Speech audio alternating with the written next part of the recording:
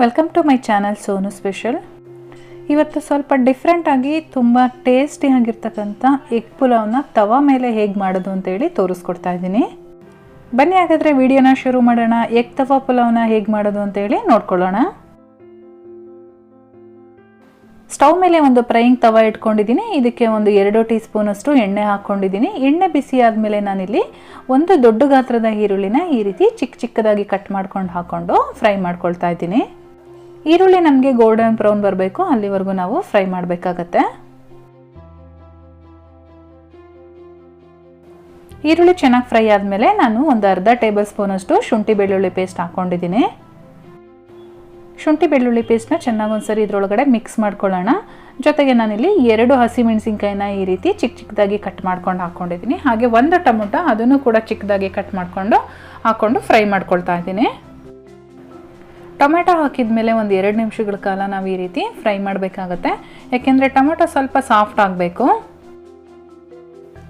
Tomato ಸ್ವಲ್ಪ soft ಆದಮೇಲೆ ರುಚಿಗೆ ತಕ್ಕಷ್ಟು ಉಪ್ಪು, 1 ಟೀ ಸ್ಪೂನ್ ನಾನಿಲ್ಲಿ ಪೆಪ್ಪರ್ ಪೌಡ್ರ್ ಹಾಕ್ತಾ ಇದ್ದೀನಿ, ಅಂದರೆ ಕಪ್ಪು ಮೆಣಸಿನ ಪೌಡ್ರ್ ಬರುತ್ತಲ್ಲ ಅದು.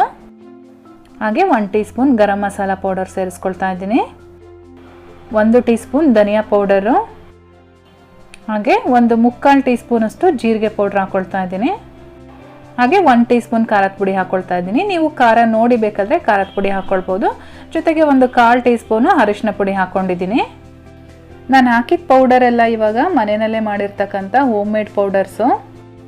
ಇವಾಗ ಇದನ್ನೆಲ್ಲ ಚೆನ್ನಾಗಿ ಮಿಕ್ಸ್ ಮಾಡಿಕೊಂಡು ಒಂದು 30 ಸೆಕೆಂಡು ಫ್ರೈ ಮಾಡ್ಕೊಳ್ಳೋಣ. 30 ಸೆಕೆಂಡ್ ಆದಮೇಲೆ ನಾನು ಇದಕ್ಕೆ ಒಂದು ಅರ್ಧ ಕಪ್, ಅಂದರೆ ನಾವು ಕಾಫಿ ಕುಡಿತೀವಲ್ಲ ಆ ಕಪ್ಪಲ್ಲಿ ಒಂದು ಅರ್ಧ ಕಪ್ಪು ನೀರು ಹಾಕ್ಕೊಳ್ತಾ ಇದ್ದೀನಿ. ಚೆನ್ನಾಗಿ ಮಿಕ್ಸ್ ಮಾಡಿಕೊಂಡು ಒಂದು ಲಿಡ್ ಕ್ಲೋಸ್ ಮಾಡಿಕೊಂಡು ಒಂದು 5 ನಿಮಿಷಗಳ ಕಾಲ ಇದನ್ನು ಬೇಯಿಸ್ಕೊಳ್ಳೋಣ. ಒಂದು 5 ನಿಮಿಷ ಆದಮೇಲೆ ಲಿಡ್ ಓಪನ್ ಮಾಡಿ ನೋಡಿ, ಚೆನ್ನಾಗಿ ಬೆಂದಿರುತ್ತೆ. ನಾನಿಲ್ಲಿ 4 ಮೊಟ್ಟೆ ತೊಗೊಂಡಿದ್ದೀನಿ. 4 ಮೊಟ್ಟೆ ಹಾಕ್ತಾ ಇದ್ದೀನಿ. ನಿಮಗೆ ಎಷ್ಟು ಬೇಕಾಗುತ್ತೆ ನೋಡಿ ನೀವು ಮೊಟ್ಟೆನ ಹಾಕ್ಕೊಳ್ಳಿ. ನಾನಿಲ್ಲಿ 3 ಜನಕ್ಕೆ ಮಾಡ್ತಾ ಇದ್ದೀನಿ, ಹಾಗಾಗಿ 4 ಮೊಟ್ಟೆ ಹಾಕಿದ್ದೀನಿ. ನೀವೇನಾದರೂ ಜಾಸ್ತಿ ಕ್ವಾಂಟಿಟಿಲಿ ಇದ್ದೀರಾ ಅಂತ ಅಂದರೆ ಮೊಟ್ಟೆನ ಜಾಸ್ತಿ ಹಾಕ್ಕೊಳ್ಬೇಕಾಗತ್ತೆ. ಎಗ್ ಫ್ರೈಡ್ ರೈಸು ನಾರ್ಮಲಾಗಿ ಮಾಡ್ತಾ ಇರ್ತೀವಿ. ಈ ರೀತಿ ಒಮ್ಮೆ ಡಿಫ್ರೆಂಟಾಗಿ ತವಾ ಮೇಲೆ ಪುಲಾವ್ ಮಾಡಿ ನೋಡಿ, ತುಂಬಾ ಚೆನ್ನಾಗಿರುತ್ತೆ. ಮನೇಲೂ ಕೂಡ ಎಲ್ಲರೂ ಇಷ್ಟಪಟ್ಟು ತಿಂತಾರೆ. ಫ್ರೈಡ್ ರೈಸ್ ಬದಲಾಗಿ ಯಾವಾಗಲೂ ಪುಲಾವ್ ಮಾಡೋಕ್ಕೇ ಶುರು ಮಾಡಿಬಿಡ್ತೀರಾ, ಅಷ್ಟು ಟೇಸ್ಟಿ ಆಗಿರುತ್ತೆ ಇದು. ಮೊಟ್ಟೆನ ಈ ರೀತಿ ಹಾಕೊಂಡಾದ್ಮೇಲೆ ಸ್ವಲ್ಪ ಬೇಯಬೇಕು. ಸ್ವಲ್ಪ ಬೆಂದಾದ್ಮೇಲೆ ನಾವು ಈ ರೀತಿ ನಿಧಾನಕ್ಕೆ ತಿರುಗಿಸ್ಕೊಳ್ಬೇಕಾಗತ್ತೆ. ಮಸಾಲೆ ಜೊತೆ ಮಿಕ್ಸ್ ಮಾಡಿಕೊಂಡು ತಿರುಗಿಸ್ಕೊಳ್ಬೇಕು. ನೋಡಿ ಇವಾಗೆಲ್ಲ ಚೆನ್ನಾಗಿ ಮಿಕ್ಸ್ ಆಗಿದೆ. ನಾನು ಇವಾಗ ಇದಕ್ಕೆ ರೈಸ್ ಆ್ಯಡ್ ಮಾಡ್ತಾ ಇದ್ದೀನಿ.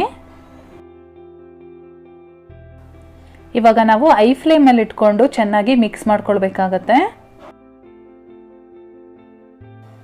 ಫ್ರೆಂಡ್ಸ್, ಇವಾಗ ರೆಡಿಯಾಗಿದೆ ಎಗ್ ತವಾ ಪುಲಾವ್.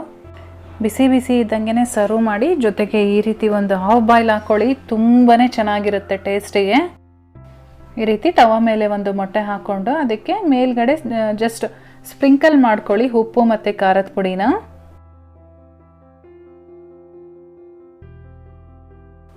ನೀವು ಇದನ್ನು ಒಂದೇ ಕಡೆ ಬೇಕಾದರೂ ಬೇಯಿಸ್ಕೊಳ್ಬೋದು, ಅಥವಾ ಈ ರೀತಿ ಉಲ್ಟಾ ಮಗ್ಚಾಕಿ ಇನ್ನೊಂದು ಸೈಡ್ ಆದರೂ ಬೇಯಿಸ್ಕೊಳ್ಬೋದು. ತುಂಬ ಚೆನ್ನಾಗಿರುತ್ತೆ ಹೇಗೆ ಮಾಡಿದ್ರೂ. ಇವಾಗ ರೆಡಿಯಾಗಿದೆ ಇದು. ನಾವು ರೆಡಿ ಮಾಡಿರ್ತಕ್ಕಂಥ ಪಲಾವ್ ಮೇಲೆ ಇಟ್ಟು ಸರ್ವ್ ಮಾಡಿದ್ರೆ ತಿನ್ನೋರ್ಗಂತೂ ಹಬ್ಬನೇ ನಿಜವಾಗ್ಲೂ. ಒಮ್ಮೆ ಟ್ರೈ ಮಾಡಿ ಹೇಗೆ ಬಂತು ಅಂತ ಕಾಮೆಂಟ್ ಸೆಕ್ಷನಲ್ಲಿ ತಿಳಿಸಿ. ರೆಸಿಪಿ ಇಷ್ಟ ಆಗಿದ್ರೆ ಲೈಕ್ ಮಾಡಿ, ಹಾಗೆ ನಿಮ್ಮ ಫ್ಯಾಮಿಲಿ ಮತ್ತು ಫ್ರೆಂಡ್ಸ್ ಜೊತೆ ಶೇರ್ ಮಾಡಿ.